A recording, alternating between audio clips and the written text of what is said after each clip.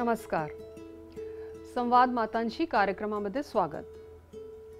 आज आम्ही चर्चा करणार आहोत की मुलांच्या जन्मानंतर कोणत्या वयात त्यांना पूरक आहार म्हणजे वरचा आहार सुरू करावा आणि कसा करावा. तर आमच्या बरोबर आज इथे आहेत रुची चारेकर, पोषण सल्लागार मिशन. रुची, नमस्कार. नमस्कार. जन्माच्या नंतर कोणत्या वयावर लहान मुलांना वरचा आहार सुरू करायला पाहिजे? जन्मानंतर 6 महिने पूर्ण झाल्यावर बाळाला पूरक आहार सुरू करावा. 6 महिने पूर्ण झाल्यावर बाळाच्या वाढीसाठी आईचे दूध पुरेसे नसते, त्यामुळे घरी बनवलेला ताजा आहार 6 महिने पूर्ण झाल्यावर बाळाला आईच्या दुधासोबत द्यावा. प्रत्यक्ष माता असं करतात का? असा अनुभव आहे की ग्रामीण भागांमध्ये बाळ 6 महिने पूर्ण झाल्यानंतर बऱ्याच उशिराने पूरक आहार हा सुरू केला जातो, परंतु शहरी भागांमध्ये बऱ्याच आधीच म्हणजेच 4 ते 5 महिन्यांनीच पूरक आहाराला सुरुवात होते, कारण शहरामध्ये बऱ्याचशा माता ह्या कामकाजी माता असतात. वरचा आहार म्हटलं तर मग त्याच्यामध्ये काय द्यायला पाहिजे? वरचा आहार म्हणजे स्वच्छतापूर्वक घरी बनवलेला ताजा आहार हा द्यायला पाहिजे.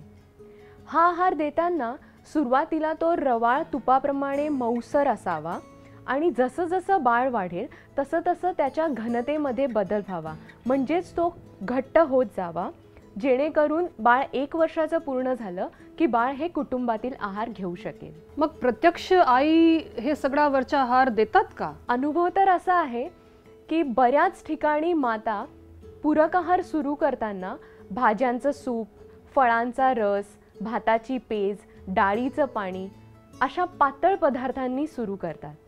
बिस्किट, खारी, ब्रेड, पाव, चहा या आणि अशा इतर पातळ पदार्थांनी पूरक आहार सुरू केला जातो. हा मुद्दा एवढा महत्त्वाचा का आहे? वरचा आहार हा अतिशय महत्त्वाचा आहे, कारण आताच आपण बघितलं की 6 महिने पूर्ण झाल्यानंतर बाळाची जी काही वाढ होत असते त्या वाढीला आईचे दूधच केवळ पुरेसे नाही, आईच्या दुधासोबत बाळाला वरच्या आहाराची जोड देणं महत्त्वाचं आहे. जर बाळाला वरच्या आहाराची जोड 6 महिने पूर्ण झाल्यानंतर मिळाली नाही तर मात्र ह्या बाळाची वाढ क्षमतेप्रमाणे होणार नाही. या बाळाची शारीरिक वाढ आणि मेंदूची वाढही कमी होऊ शकते आणि हे बाळ मग कुपोषणात जाऊ शकतं.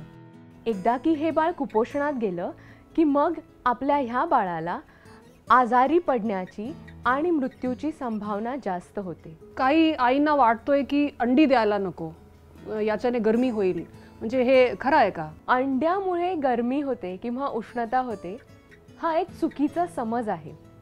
तसं पाहायला गेलं तर अंड्यांमध्ये अतिशय चांगले पोषक घटक असतात, त्यात उत्कृष्ट दर्जाचे प्रथिने असतात, त्यामुळे 8 महिने पूर्ण झाल्यावर आपल्या बाळाला अंडी देण्यास काही हरकत नाही.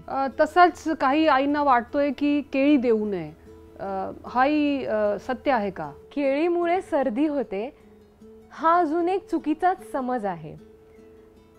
केळी ही बालकांच्या शरीरासाठी अत्यंत चांगली आहेत आणि ती पोषकही आहेत, आणि असं पण दिसून आलं आहे की केळी ही बालके आवडीने खातात, त्यामुळे जास्तीत जास्त केळी बालकांना दिली जावीत. अननस, चिकन, तीळ, आंबा तसेच पपईमुळे उष्णता होते, काकडीमुळे दह्यामुळे सर्दी होते, पेरूमुळे संत्र्यामुळे खोकला होतो, असे विविध गैरसमज आहेत. हा वरचा आहार दिवसात किती वेळा द्यायला पाहिजे आणि प्रत्यक्ष माता एवढ्या वेळेला देतात का? हा जो काही वरचा आहार आपण म्हणत आहोत तो बाळाचं जसं जसं वय वाढेल त्याप्रमाणे त्याचं वेळा वाढणं गरजेचं आहे. जेव्हा बाळ 6 ते 9 महिने वयोगटामध्ये असते तेव्हा त्याला आईच्या दुधासोबत 2 ते 3 वेळेला आहार द्यावा. बाळ जेव्हा 9 ते 12 महिने वयोगटाचे असते तेव्हा आईच्या दुधासोबत बाळाला 3 ते 4 वेळेला पूरक आहार द्यावा. आणि जेव्हा हेच बाळ आपले 12 महिने पूर्ण करते म्हणजेच 1 वर्षाच्या पुढील वयोगटातील बालकांना पूरक आहार हा कमीत कमी 5 वेळेला आणि जास्तीत जास्त 6 ते 7 वेळेला द्यावा. याबरोबर आईचे दूधही सुरू ठेवणे गरजेचे आहे. परंतु जर आपण पाहिले तर कुटुंबांमध्ये माता बाळाला कुटुंबातील इतर व्यक्तींप्रमाणे किंवा स्वतःप्रमाणे केवळ 2 ते 3 वेळेलाच आहार देतात आणि ही बाब चुकीची आहे. जसे जसे बाळ वाढेल तसे तसे बाळाला विविध घनतेचा आहार द्यावा. मग जेव्हा बाळ 0 ते 6 महिन्याचे असते तेव्हा बाळाला पातळ पदार्थ द्यावेत. म्हणूनच आपण म्हणतो पहिले 6 महिने बाळाला निव्वळ स्तनपान करावं, म्हणजे स्तनपानाशिवाय दुसरे काहीही देऊ नये. 6 ते 8 महिन्याच्या बाळाला मऊसर घट्ट रवाळ तुपाप्रमाणे आहार द्यावा आणि 8 ते 12 महिन्याच्या बाळाला चिरलेला फळाचा तुकडा किंवा भाकरीचा पोळीचा तुकडा असा थोडासा घन आहार द्यावा. 12 महिने पूर्ण झाल्यानंतर मात्र बाळाला कुटुंबातील आहारच द्यावा, परंतु जो कमी तिखट आणि कमी मसालेदार असेल. म्हणजेच 1 वर्ष पूर्ण झालं की बाळाला कुटुंबातील व्यक्तींसोबत स्वतंत्र ताटात आहार भरवावा. ह्या सगळ्या पद्धतींबद्दल साधारणतः माता कोणत्या चुका करतात? माता बालकांना कमी वेळेस भरवतात, बरेच पातळ पदार्थ भरवतात किंवा जो काही आहार देतात जो कुटुंबात बनवलेला असतो तोच आहार देतात, म्हणजेच तो खूप मसालेदार असतो, खूप तिखट असतो. आणि जर वेळच नसेल तर बाजारू पदार्थ जसे कुरकुरे, चिप्स, पोंगा पंडित, बिस्किट, पाव, टोस्ट, खारी असे पदार्थ बालकांना देतात. तर या सगळ्या बाबी चुकीच्या आहेत. अजून एक चूक माता करतात. पूरक आहारामध्ये डाळीचे आणि भाज्यांचे प्रमाण हे कमी असते. पूरक आहारामध्ये भाताचे आणि डाळीचे प्रमाण हे 2:1 असावे, म्हणजेच 2 भाग भाताचे आणि 1 भाग घट्ट डाळीचा असावा. काही मातांना वाटतोय की माझा दूध पुरेसा आहे, अजून जरी 6 महिने झाले तरी माझा दूध पुरेसा आहे, म्हणून वरचा आहार सुरू करण्याची गरजच काय आहे. तर हे बरोबर आहे का? हे अतिशय चुकीचं आहे. कारण आपण आधीच पाहिलं की जरीही मातेचं दूध पुरेसं असलं तरीही 6 महिने पूर्ण झाल्यानंतर बाळाची जी काही वाढ असते त्यासाठी आईचे दूधच केवळ पुरेसे नसतं. त्यामुळे आपल्याला पूरक आहार सुरू करणं गरजेचंच आहे. असे काही मुलं असू शकतात की ते जे खातच नाही, म्हणजे त्यांना किती प्रयत्न केला तर ते हे खात नाही किंवा बाहेर काढून देतात. मग अशा परिस्थितीमध्ये काय करावं? बालकांना भरवणं ही एक कला आहे. बऱ्याच ठिकाणी असं होतं की बालकं खायला इच्छुक नसतात किंवा बालकांना जेव्हा भूक लागली असेल ते मातांना न समजता मातेला जेव्हा वेळ आहे तेव्हा माता बालकांना भरवायचा प्रयत्न करते. बऱ्याच मातांना तर असं वाटतं की बाळ रडायला लागलं म्हणजे त्याला भूक लागली. बाळाला भूक लागली तेव्हा ते काही क्लूज देतं. लाळ गाळणं, बोटं तोंडात घालणं, चोखणं किंवा कोणतीही वस्तू तोंडात ओढून घालणं आणि ती चोखणं, या सगळ्या गोष्टी आहेत ज्या मातेला समजलं पाहिजे की बाळाला आता भूक लागली आहे. आणि हे क्यूज लक्षात घेऊन मातेने बाळाला भरवायला हवं. एक दुसरी महत्त्वाची गोष्ट अशी की 6 महिने पूर्ण झाल्यानंतर जेव्हा आपण बाळाला आहार सुरू करतो तेव्हा जर बाळाने आहार बाहेर काढला तर त्यामध्ये मातेने थोडंसं तिचं दूध मिसळून द्यावं जेणेकरून ते बाळ आहार घेईल. तिसरी गोष्ट म्हणजे बाळाला भरवण्यापूर्वी मातेने तो आहार स्वतः चव घेऊन पाहावा आणि मगच बाळाला भरवावा. अजून एक गोष्ट लक्षात ठेवण्यासारखी आहे. 6 महिने पूर्ण झाल्यानंतर जेव्हा आपण बाळाला आहार सुरू करतो तेव्हा बाळाला तर आधी पातळ पदार्थ घ्यायची सवय असते. त्यामुळे थोडासा घन असलेला आहार भरवला तर बाळ बाहेर टाकू शकतं. 2-3 दिवसाच्या प्रयत्नाने बाळ हा आहार घेऊ शकते. हे 6 महिन्यानंतर वरचा आहार देताना आपण गाईच्या दूध देऊ शकतो का? 6 महिन्यानंतर पूरक आहारामध्ये गाईच्या दुधाचा समावेश केल्यास हरकत नाही. परंतु हे जेव्हा गाईचं दूध आपण बाळाला देणार तेव्हा ते नुसतं न देता कोणत्या तरी पदार्थामध्ये मिसळून द्यावे. म्हणजेच दूध भाकरी देऊ शकतो, दूध पोळी देऊ शकतो, दूध भात देऊ शकतो किंवा फळही ह्या दुधात मिसळून आपण बाळाला देऊ शकतो. काही आई स्वतःच्या ताटावरून त्यांना जेवायला देत असतात, स्वतःही जेवतात आणि त्यांनाही देतात. म्हणजे ही पद्धत योग्य आहे का? किंवा बालकाला स्वतंत्र म्हणजे त्याची स्वतःची एक ताट ठेवली पाहिजे का? बाळ 1 वर्षाचं पूर्ण झालं की त्याला त्याचं स्वतंत्र ताट द्यावं आणि त्या स्वतंत्र ताटामध्ये त्याला आहार द्यावा. बाळ जर आईच्या ताटात किंवा आजीच्या किंवा बाबांच्या ताटात जेवलं तर बाळाने किती आहार घेतलाय हे समजणे कठीण जाईल. त्यामुळे त्याला वेगळं जर स्वतंत्र ताट दिलं तर बाळ किती आहार घेत आहे याचा अंदाज मातेला येऊ शकेल. मुलांना भाज्या द्यायला पाहिजे, परंतु असे भरपूर मुलं असतात की त्यांना भाज्या आवडत नाही, ते खातच नाही. म्हणजे अशा परिस्थितीमध्ये काय करावा? मुलांना भाज्या भरवणं ही सगळ्याच मातांसमोर एक मोठी समस्या आहे.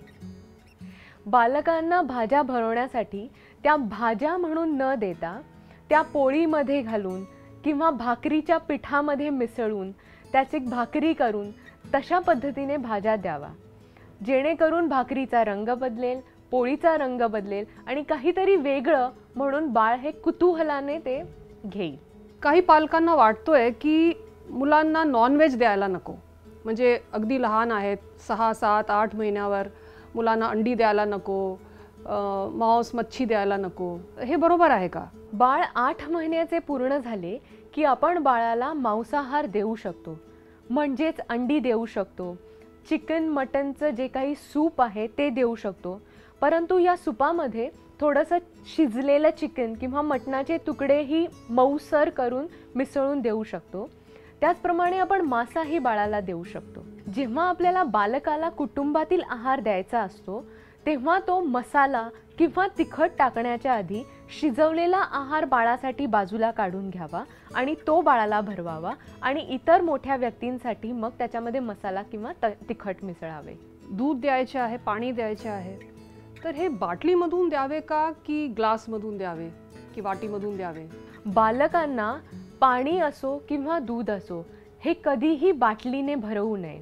एकतर वाटी चमच्याने द्यावे किंवा ग्लासने द्यावे. बाटली ही स्वच्छ करण्यासाठी थोडी कठीण आहे आणि जर योग्य पद्धतीने ती स्वच्छ केली गेली नाही तर त्याच्यामधनं जंतुसंसर्ग होऊन बाळ हे आजारी पडू शकतं. म्हणून बाळाला दूध किंवा पाणी भरवताना हे वाटी चमचा किंवा ग्लासमधनंच भरवावं. 6 महिन्यानंतर वरचा आहार सुरू करायचे आहे, परंतु त्याच्याबरोबर आईच्या दूधही चालू ठेवायचे असं तुम्ही म्हटलं. तर मग या दोघांच्या रेशिओ यांचा प्रमाण काय असावा?